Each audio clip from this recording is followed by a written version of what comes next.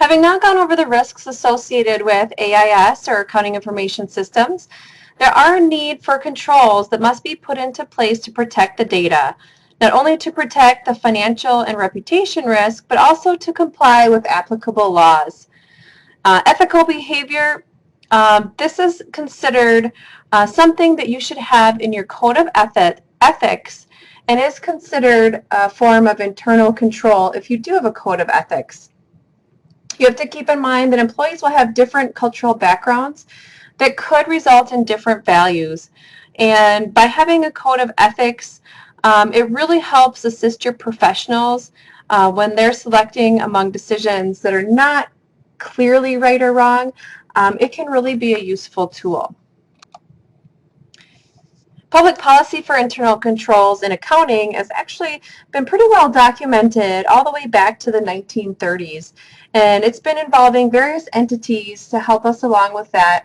And those entities could be the American Institute of Certified Public Accountants, the AICPA, or the Information System Audit and Control Association, the Institute of Internal Auditors, or the Institute of Management Accountants. The most recent and far-reaching effect on public companies has been the Sarbanes-Oxley Act of 2002, more commonly known as SOX.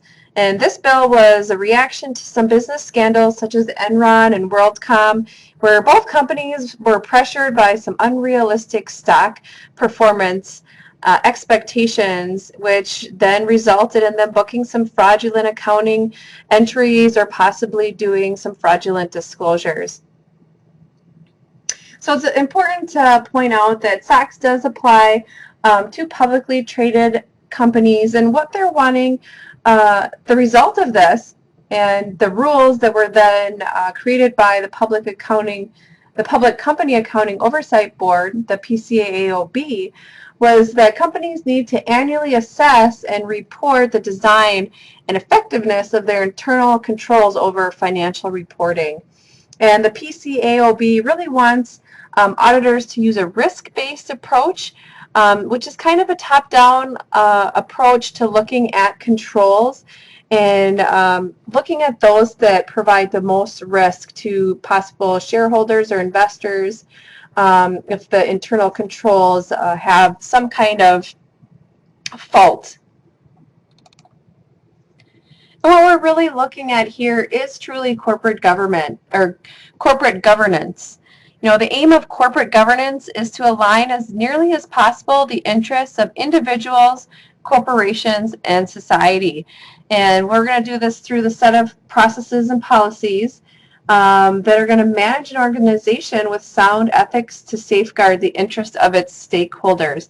A lot of times your corporations could be motivated by increasing their stock price or getting more investors. Well, investors are motivated by a sound investment. So sometimes, there's a little bit of a mismatch in motivation. And the important thing is that the investors do get the correct information. And that's why corporate governance comes into play, to really promote that accountability, fairness, and transparency of how the organization is really doing.